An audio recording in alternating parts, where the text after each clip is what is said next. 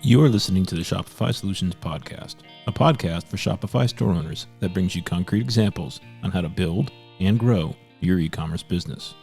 My name is Scott Austin, and I have an e-commerce agency named Jade Puma. In this podcast, I'll share my e-commerce insights and best practices with you.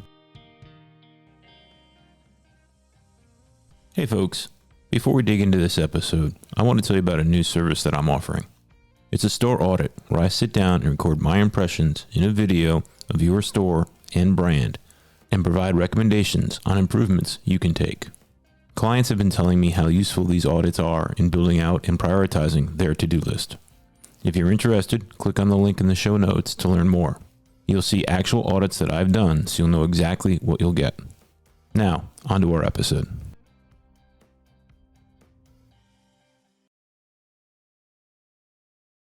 Hey everybody, Scott Austin here, and in this episode, we're going to have a topic that I've been trying to dig into for a long time and trying to understand because I have no idea in this what is kind of a legal space what the answers are.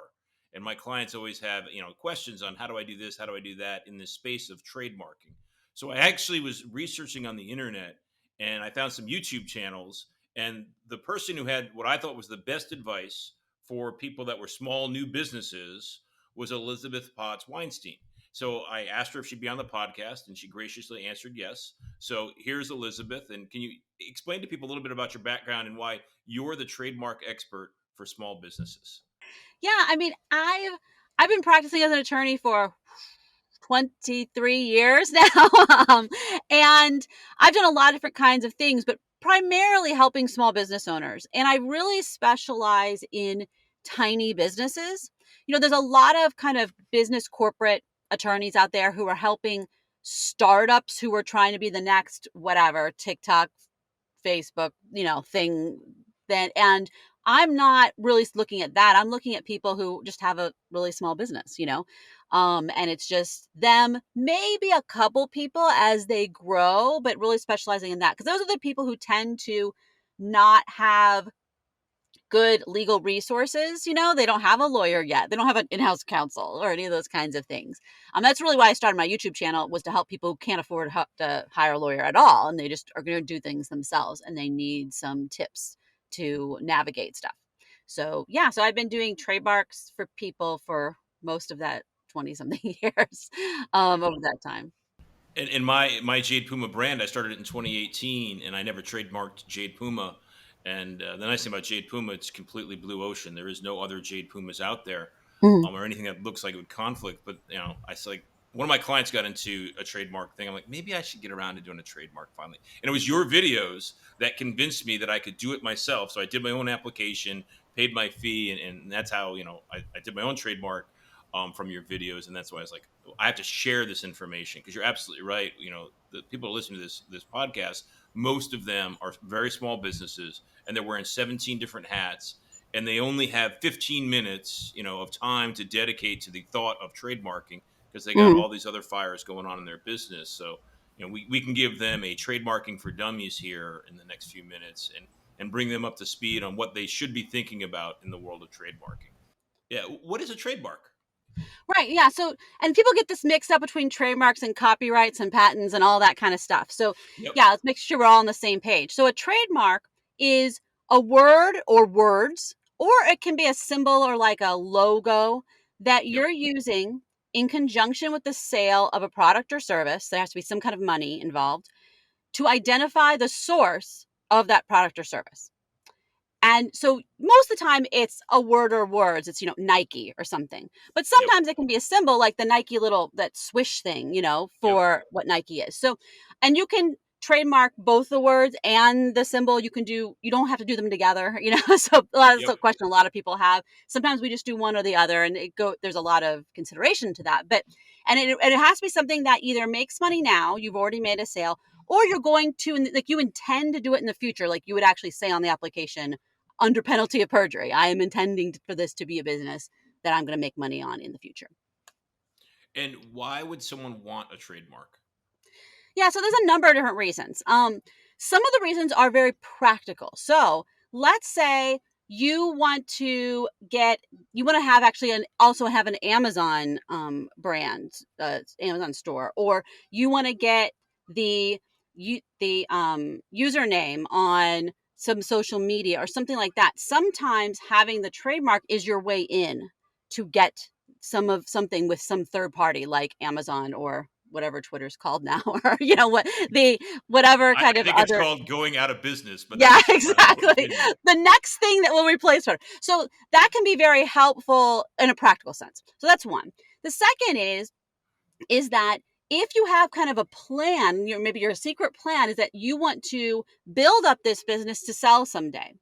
This is an asset of your business and is another piece of property of your business, and makes your business worth more money because you own that trademark, and it is one of the more things that you're going to sell. And then from another perspective too, is from kind of the other side, is what if someone else starts, copies you, or you're worried that someone else has something similar and they're going to come after you after you've made all this investment into starting this business. And so the idea is, by having a trademark, you've kind of cleared out what is yours. And so you have leverage if anyone ever disputes that in the future. So I'm a big believer in most e-commerce businesses should be thinking about building a brand. Mhm. And what I just heard you say, here's what I'm thinking about, summarizing what you just said, is the way a patent is to an invention, a trademark is to a brand. It marks out your turf that this is yours and people can't infringe on it. So if your brand becomes successful, let's just say you come up with, I don't know, I'm really bad at coming up with ideas off the top of my head. Let's just say your brand is peanuts from California, right?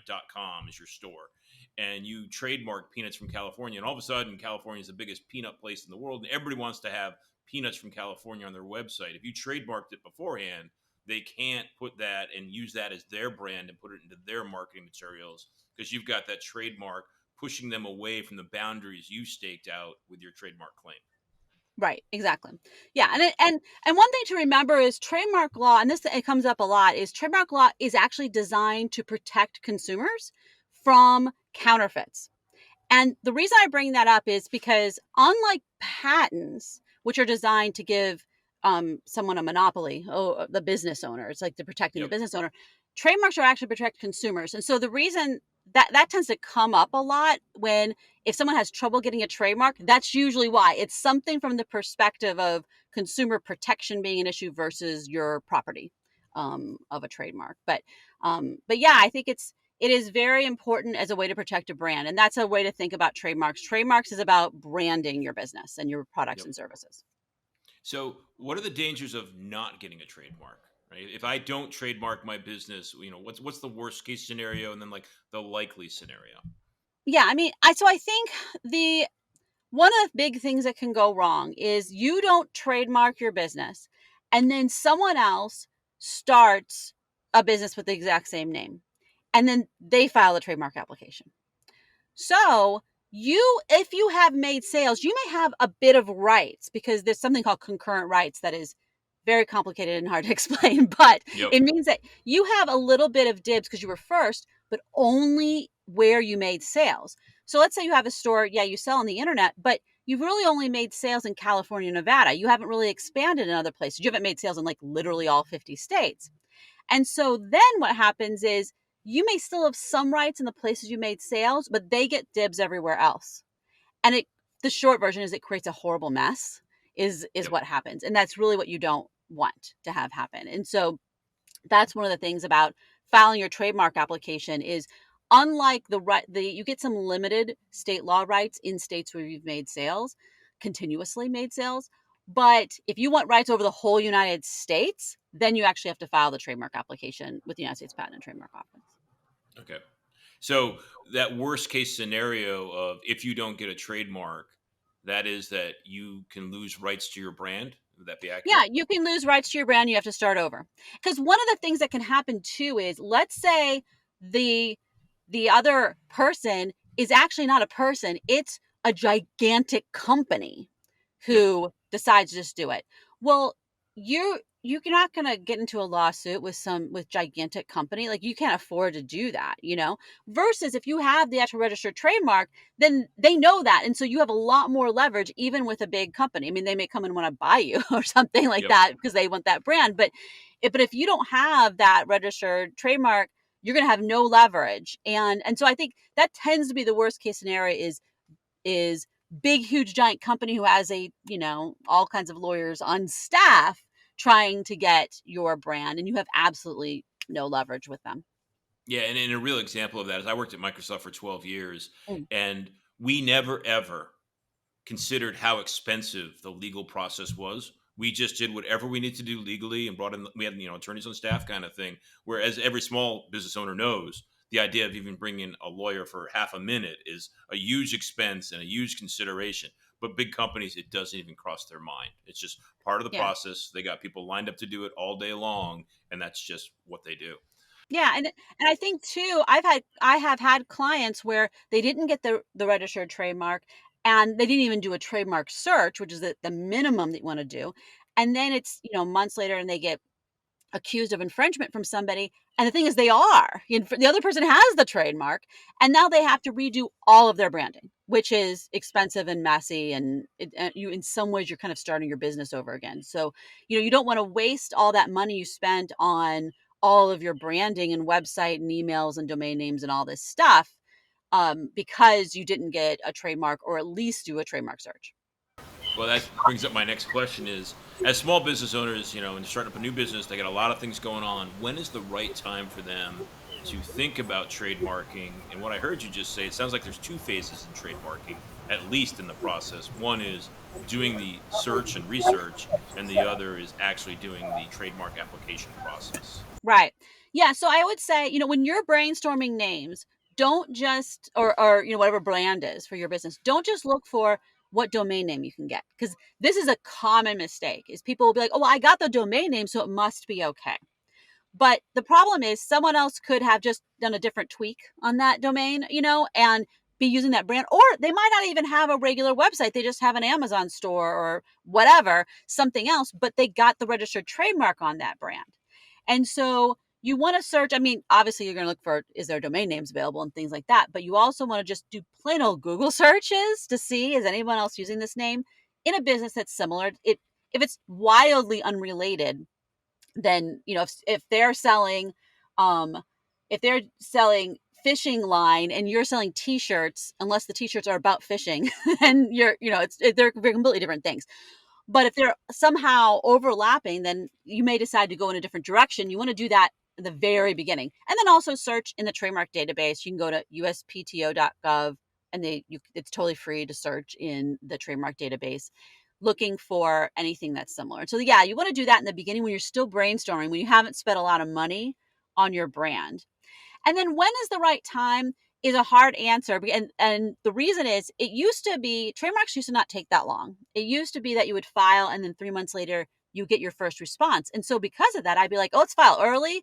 Let's, we'll get an answer and then we'll know what to do. The problem is now, if you file today, you're not going to hear from them for a year, maybe.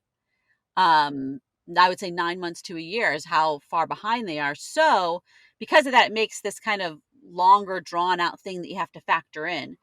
um I think the time to file a trademark is, for especially for someone who has a tiny budget, is as soon as you're really settled on your brand, because you can't change that name that you file under. So if you're going to tweak it, then you have to start over again. And if you have a tiny budget, that's obviously not very helpful. Um, First, if you're going to file it on a logo or some other, illustration or something, it has to similarly be settled, because if you tweak it at all, if you change anything on that logo, you got to start over again. So when people have tiny budgets, we want to be fairly settled on what they want to do. But if the earlier you file, the earlier your dibs. So so it's hard to make a strict recommendation, because if someone had unlimited budget, I'd be like, file as soon as you can. But you don't want to waste your money either.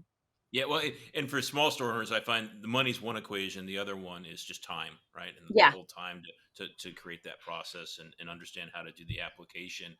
So you talked about, similar names and businesses kind of thing. Can you give me a couple of examples of, where things become, it's obvious if this is Acme, you're trying to do acmecorp.com and there's already an acmecorp.com, that you can't do that, right? If they Right. already have the trademark. But what if they're Acme Corp and you're Acme Corporation, right? Or what Right. if you're Acme spelt with a Y, not an E, and those kind of things? How close do, does the infringement become if someone has a trademark?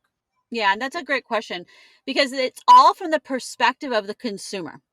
So, would the consumer mix them up? And for Acme Corp and Acme Corporation, yes, they would. They would mix those up. They're too close. So, one of the ways you look at it is that are the other words kind of generic words? So, if it was Acme Systems and Acme Programs, well, systems and programs are kind of these meaningless throw-in words, and the Acme is the thing, the unique word. And if it's Acme Corp, and then the other one, the person who has a trademark is actually just Acme. Well, adding extra words won't get around the person who has the shorter one unless it fundamentally changes the meaning. Like if it becomes like an idiom or something where it's like a cleverness to the whole thing. But most of the time, adding extra words isn't going to help you at all. Um, and so, but one of the things to remember though is it's not just whether or not the trademark is close, it's also whether or not you're in a similar class, which is your description of your product or service. So like I said, someone's selling fishing lines and fishing lures and you're selling t-shirts, unless your t-shirt thing is somehow about fishing or something like that, they're unrelated types of products. But there are some products that are very closely related that people tend to sell. So like if you sell t-shirts and they sell hats, those are in the same number class. They're both things that people wear. A lot of the same companies sell both of those things. So that would be too close. So it's a kind of a complicated thing because you're looking at the words that you're using, the trademark, and then you're also looking at do the products or services typically overlap such that a customer would be confused. Yep. And on the example of Acme spelt with an E versus Mm. Y, how is that gray area? Do you want to get into that messiness, or should you just avoid it as a small business? Yeah, the thing is, if it sounds the same, then it's the same. That's the short Okay. version.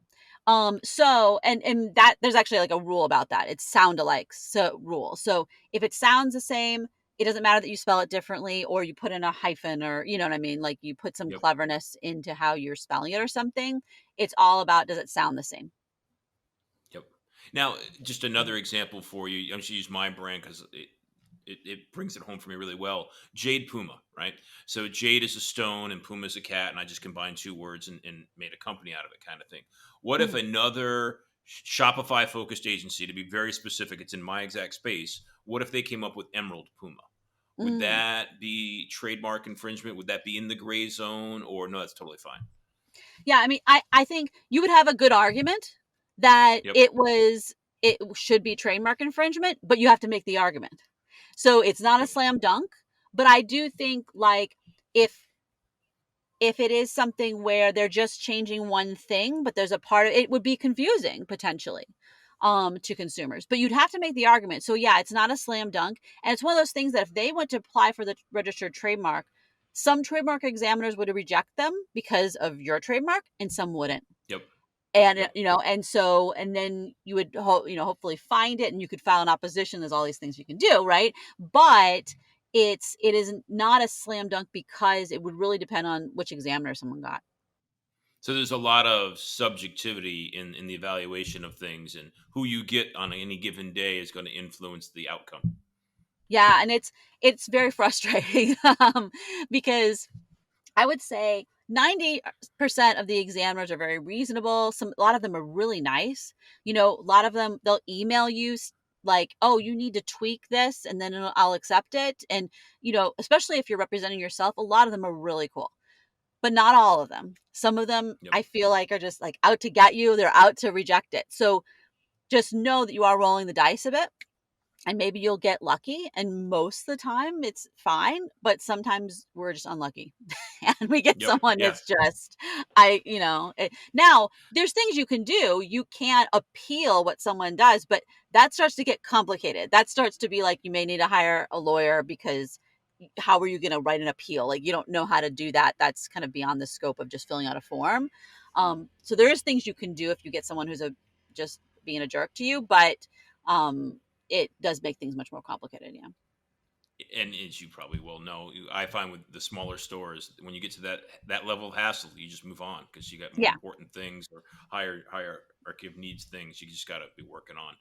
Yeah. So what I heard is you should definitely be thinking about, can you trademark your brand when you're creating your brand and coming up with your brand name, right?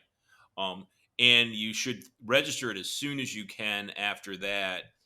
And I would guess, especially if you think this is a space where you're going to have conflicts or other people come in after you, you want to stake your claim early by filing before they do, kind of thing. Um, so let's say now we're going to go do an application. We're gonna file our application. What does that process look like? Can people do it on their own? How much does it cost? All that good stuff. Right. Yeah. So I think it is possible to do it your own, but it is not intuitive.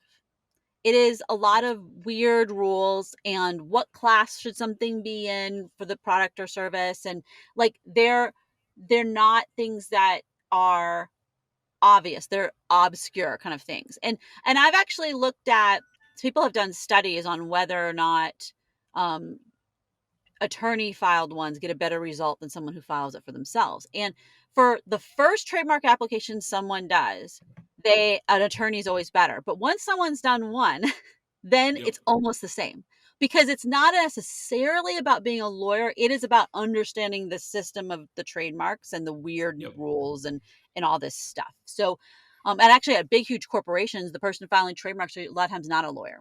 They're just someone who just does this as their job Yep. So because it's it just a is. learning curve on the process versus a Mhm. learning curve in being a legal expert.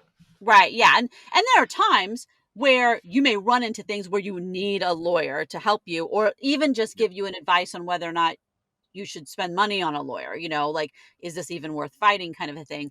But for the actually doing the trademark application and navigating that process, it's mostly just that it's a big learning curve that's very non-intuitive. And what how it actually works is you it's all done online, and there is a form that you go through like all these different screens, and it auto populates what the next step is as you go. And a lot of mistakes that you might make, it tells you, like it rejects you in the little form, like it won't let you file that if it's completely not making any sense. The forms are kind of hard. Like they're not the best user interface. So that's part of the esoteric learning curve is you get to a form and you're like, it's like this huge long thing that has all these different stuff in it.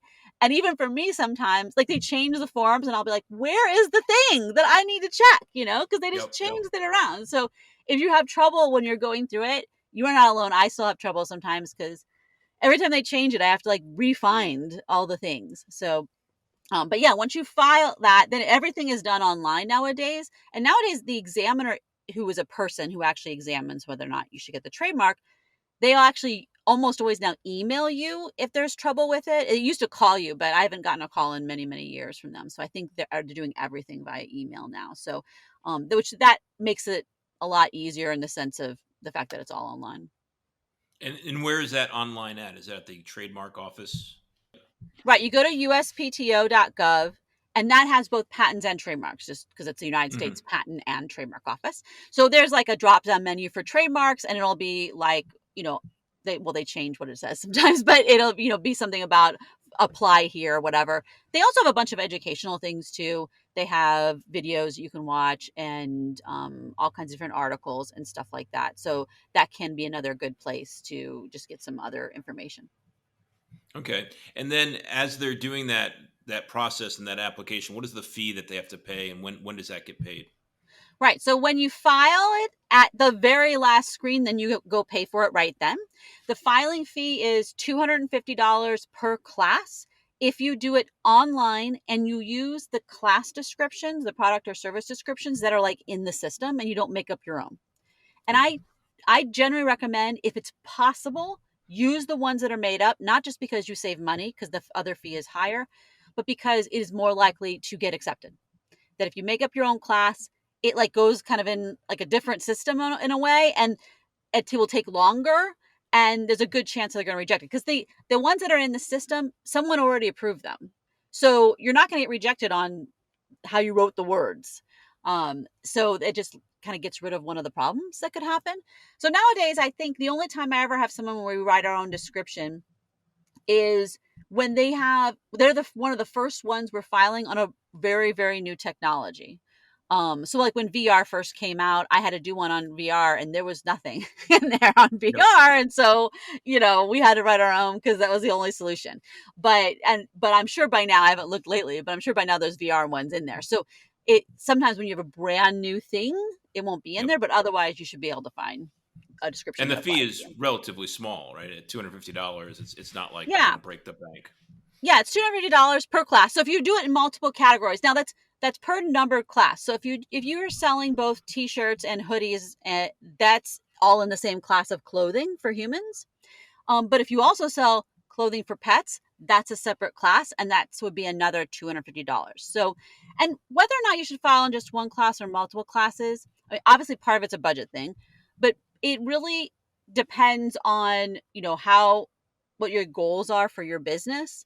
Obviously what your budget is, and sometimes it can make sense to just file it in one class and then see how that goes. And then you could always file in the other classes later, but you're starting over with a new application if you file in the other classes. They do look at your old one. So it's not like you're completely starting over, but you start over with a new filing if you want to add things later. But sometimes I have clients where they know what they're going to be doing. And so we file it in 2 or 3 classes at once. But Yep. it really depends on the situation. Basically, you're just staking out your claim and your turf, right? If you think you're going to Right. go into this place in the future, you want to put your dibs in now, so that you have that recorded first date in case Yeah. anybody else tries to come in later, kind of thing. It sounds Yeah, like. and that you're getting at something that I actually also want to make sure I bring up is that there's 2 kind of ways you can apply for a trademark. One is if you're already in use, so you've already made sales. You Yep. made your first sale yesterday. Then you're filing kind of the regular trademark application where you give them the date of your first sale and you take a photo of your product with the tag on it and things like that. But you can also file an intent to use application. So let's say you're still figuring out, like you haven't made a sale yet, but you're planning to make a sale hopefully soon. You can Yep. file it now and then give them all the rest of the stuff with the date of first sale and all that later. You do end up paying a little bit more in fees because when you file those things, you have to pay more fees. And if you have to extend the time, and so that ends up being more expensive, but you get the date that you filed versus your date of first sale. So it Yep. can be an earlier date. And, So that can be and helpful for people. I would imagine that filing ahead of time is going to be the thing that the big companies do when they're launching a new brand and they don't want people to come in and steal it from them after the fact. Mhm. But the small audience we're talking about is going to be doing it after they get their first sale, kind of thing. Yeah, I mean, because I actually have seen many times the danger with an intent to use is you tweak something before you make the first sale. Sometimes you tweak what your product is or your service. Sometimes you tweak the brand, and then it's like, there was no point in filing that because you got to start over again anyway. So that can be very frustrating. So yeah, you still do need to be fairly settled on it. And the thing is, I've had number of clients where they're like ready to launch. So I'm like, okay, if you're launching like next week, just you send me an email the second you make a sale, and then I'll go ahead and file it. So if you're in the really short time frame, then it can make sense to just go ahead and file it when you make that sale. Makes sense. Makes sense. Now, you mentioned a second ago products. Are we trademarking our company's brand or our product's brand or Mhm. both? And are those separate applications? How does that work between company and products? Right. Yeah. So really, it's it has to be something that identifies the source of a product or service. So sometimes it is the name of the business or the name of the brand or the name of the website. Sometimes it can be the name of a product, but it has to be identifying the source. Like the customer has to think, oh, well, I get such and such product from this company. And it's hard because these are like very kind of vague rules that are difficult to explain. So I've had times where I had someone who wanted to trademark something where it was like a personal brand. It was like her name. After her name, she would have this like little saying that was like her personal brand. But the Yep. trademark office rejected it, saying, "Well, that's not identifying your company as the source of a product or service. It's actually just about you." Because she had a corporation, so she was filing Yep. it on behalf of her company. So that's the thing, is like sometimes those things can be difficult. Um, so yeah, and for big companies, they'll file it on everything, right? They file Yep. it on their Yep. products and services and business lines and their business overall. But I would say for a small business, you want to think about in your customer's head, what word or phrase do they put together with your stuff and you as the business? What is that the thing that connects those two together? Yep. And at the product level, if I'm a store owner reselling someone else's products Mm, versus making my own products, I guess it's if I'm reselling, no need to trademark the products. But if I'm making my own, then I have to ask myself, should I trademark the name for the right. product? Yes, exactly. Exactly. Now, can you explain to me what those little R symbols and those Mm, TM symbols are on websites and when I have to use them and when I right. should use them? Because I personally believe that those things are unprofessional on a website, and too many websites think they have to have them everywhere, like a little TM next to every place their logo and name is used. And if that's legally required, great, but I think it detracts from the user experience. So I'd like to get a little Mhm. guidance on when do I have to use those R's and TMs, and when can I not use them? Right. Yeah, so in the United States, you're never required to use RTM. But I'll tell you the difference between them. So the R with the little circle symbol, that means you have a registered trademark. So you applied for it, it got approved, you got the certificate in the mail, you have a registered, I mean, they email you first before you get the thing in the mail. But you Yep. have a registered trademark. You're not required to put the little R with a circle symbol. I recommend you have it in some places though. So like maybe in your footer, Yep. you of your website, you have such and such R little circle is a registered trademark of blah blah blah and all rights reserved. The reason you do that is just to put the world on notice that you have a registered trademark, because there's a lot of unsophisticated people who think if they don't see that, then it's free game, even though it's not free game. But you kind of want to like get rid of those people from copying you. So it can It's be a like a little little helpful. defensive mode to protect Yeah. yourself. Yeah, I mean, and so I think it's good to put it like in a footer or places like that where it's Yep. appropriate. It does not need to be in the banner necessarily. It doesn't need to be in I mean, it can't be in a domain and it wouldn't even work. But so it really isn't required, but I think it's a good idea to have it there a little bit.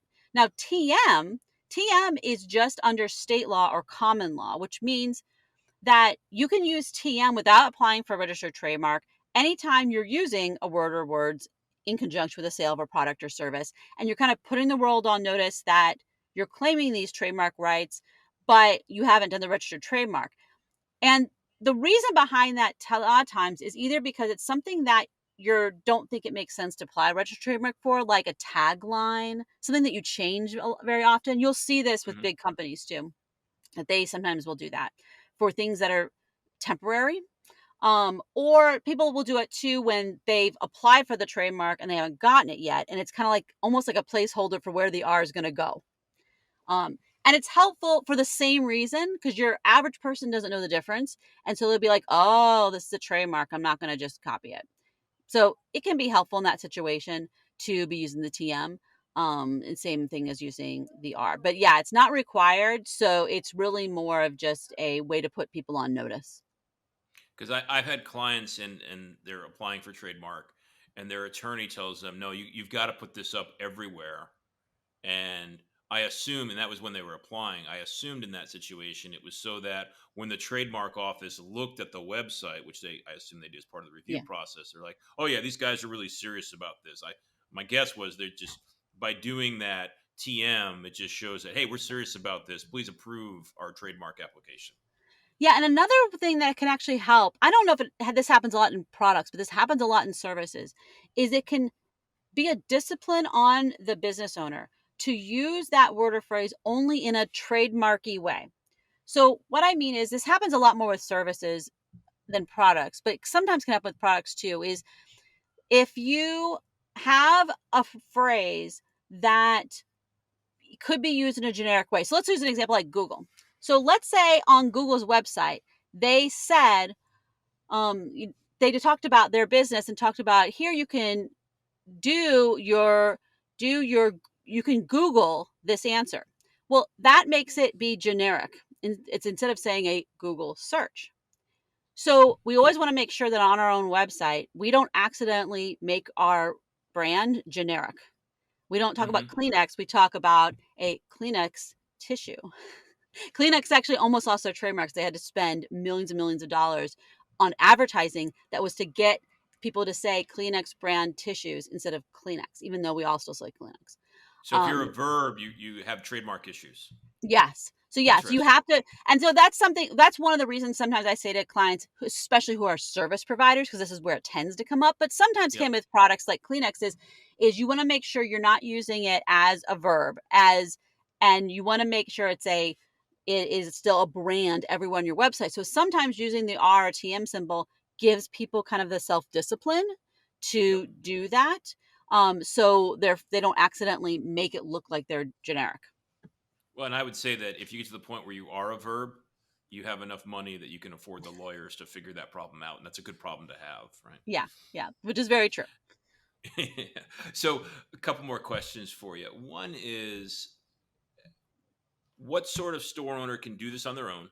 Mm, And what sort of store owner, and maybe it's the situation of the business, not the store owner, should they call in the legal help? right. So, the first thing is that you have to be to represent yourself before do your own trademark application, you have to be domiciled in the United States. You have to be a resident of the United States and have a US address. So, that's one short answer. If you're outside the US, then you need to hire a US lawyer. And this is actually a recent rule that I think is wrong. However, they did it because they were getting so many applications from outside the US that were completely bizarre and Yep. required a whole bunch of work on their part. So that's just a rule. It's just how it is. And so, yeah, that's the first answer. You can't do it unless you're domiciled here. You don't have to be a US citizen. You just have to have a residence address. And you can't use like a virtual address or post Yep. office box or UPS store box or anything like that because they literally look it up on Google Maps and do a street view and figure out what the address is. And I've had them send me the street view pictures. So that's Yep. a very No. strict rule. I love Um, the way you're shutting down my questions before I ask them by answering them ahead of time. That's yeah, awesome. yeah. So like they actually they also interface with the post office's database where you know how when you get a virtual address you like fill out all those forms and stuff. They Yep. have access to all those forms, so they know if it's a real address or not. So you can't trick them that way. Now, if you're in the US, you could represent yourself. And so then, part of it is if I would say look over the forms and obviously I have tutorial videos you can watch and see, do you think you can do this? Like I've had some people where English isn't their first language, figuring this stuff out just is not realistic for them and it makes sense to hire a lawyer. Some people obviously do not have time, and hopefully you don't have time because you have a little bit more money and then you can hire someone to do it. Yep. So yeah, it really depends upon the person if they're comfortable doing that kind of thing.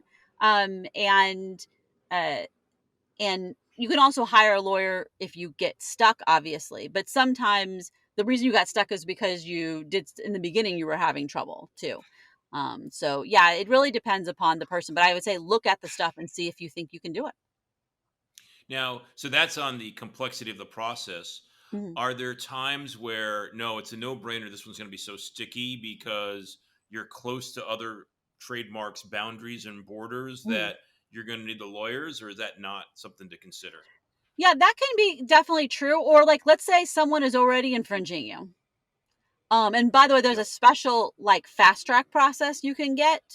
I think you have to pay more money for it because I haven't looked at it in a little bit, but where you can get your trademark through faster if someone's already infringing you because you need to get the trademark faster so you can do something about it. So yeah, if you're really close to somebody else, if the somebody else you're close to is a big company, um, then yeah, you may need a lawyer to help you navigate that. Like let's say you did the trademark search and you found another trademark that's a little bit close and it's in a class that's a little bit close where it's not like you for sure aren't going to file as trademark, but you need to kind of navigate that really narrow, um, that the boundaries of that very carefully. Then it can make sense to hire a lawyer to help you kind of be strategic when you're doing that filing. Yep, yep. And I think an example we kind of brought up a minute ago was X. So the analysis that I've seen, it's like Microsoft with Xbox, and I guess Facebook has some other X stuff. There's a lot of people debating like if people go after the trademark of X, can they defend it or not? And Yeah. was that another reason that that brand might have been silly, kind of thing? Yeah. So if I decide that I want to bring in the attorneys, how do I find a good, reasonable, responsible one? And avoid those charlatans. What's some best Right. practices there? Yeah. So I would say the first thing is make sure you're actually hiring an attorney. And I say that because there's a lot of like websites that will be like, I'll file your trademark for you. They are Yep, not lawyers, a lot of them.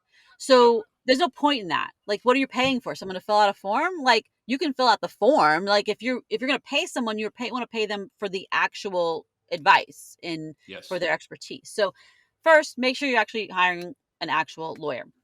And then it really does, part of it depends upon your resources and your budget. And by resources, I mean, do you have anybody who can give you a referral? Like the best thing in the world is to have another business owner who used this attorney, and then you get a referral from that. And yep, then besides that, it really depends upon what kind of relationship you want with the attorney and the kind of person you are. So I'll run into people where they want a lawyer they meet with in person.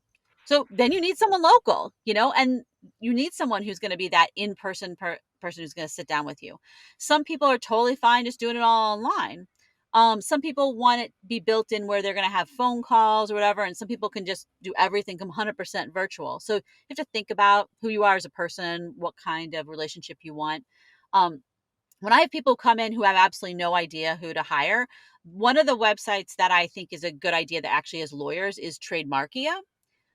okay, Trademarkia, they have fairly reasonable fees for a legal service, and they're actual law firm. And I've had people had good experience with them, and they can file all over the place. So that's one thing I tend to recommend for trademarks. Um, but yeah, I mean, the best in the perfect world, we'd all get referrals for things like that, but sometimes we don't. yep, yep.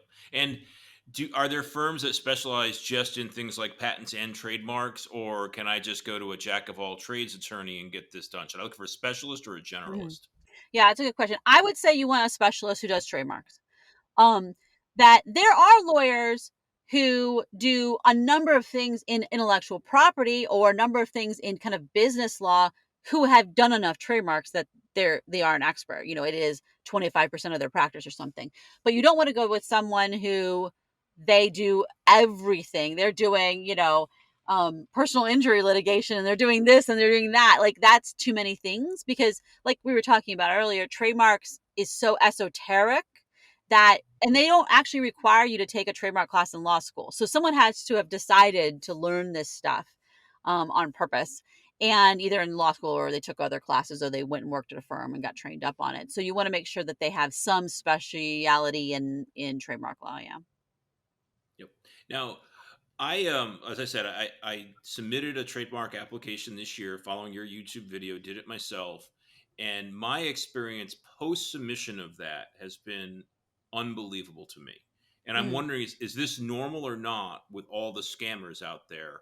And Mm. if it's normal, can you explain what it is and how they're trying to deceive you? And it was mind boggling to me of how many scammers there were in my Yeah. experience.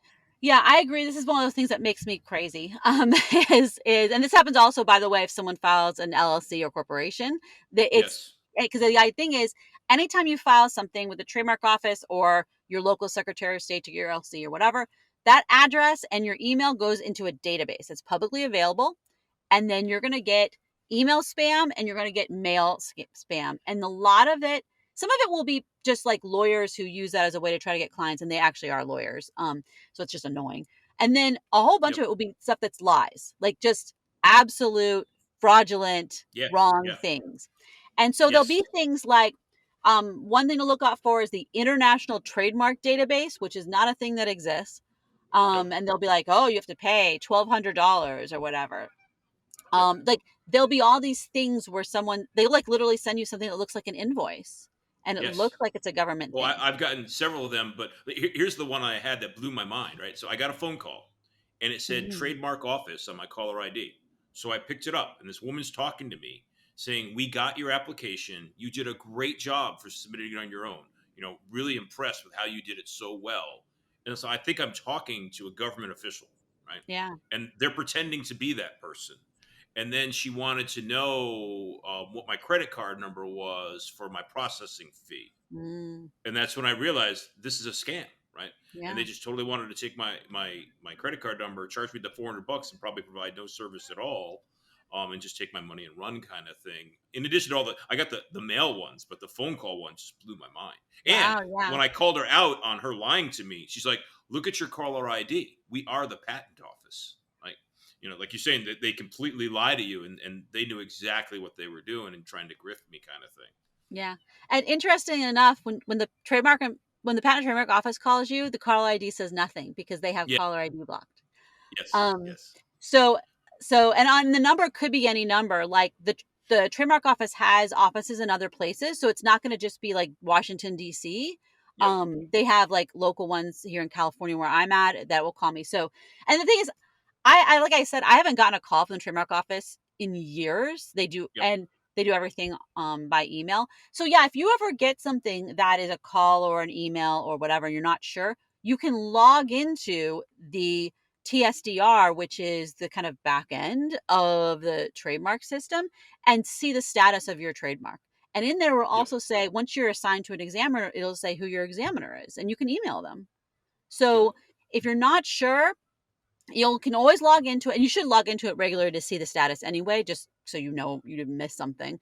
And then you can log into it, see the status. If you have an examiner, you can email them, and most of the examiners are nice and will tell you if Yep. like there's some Yep. scam, especially something like Yep. that. Yeah. Well, so will the trademark office ever ask you for more money after you submit your application? If you have to pay more money, it will be in an official form thing, in the sense of like you will do it as part of a next filing. So Okay. they won't say to you, you have to send more money. What will Yep. happen is they'll say, okay, I think this class that you described, for example, actually is two classes because you tried to put two things in one class. So you need to add these words you put in the second class, which means you have to pay another $250. And then you actually get to decide.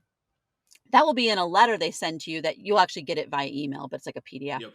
And then you fill out another form on the trademark office's website and then pay that money at the end, just like you paid the money the first time. So no one will ever call you on the phone to ask you for money because that's not how they work. The person Yep. you talk to, the examiner, is not a money person. They have nothing to do with the money. You always pay money through the website, through and if you're don't you know if you don't want to click on a link, which is a good idea, you just go to uspto.gov and then you go Yep. to where the place is to do the filings, and then it has like every single filing that you could possibly ever do is on that same page, and so you can always find the original filing right there. Yep.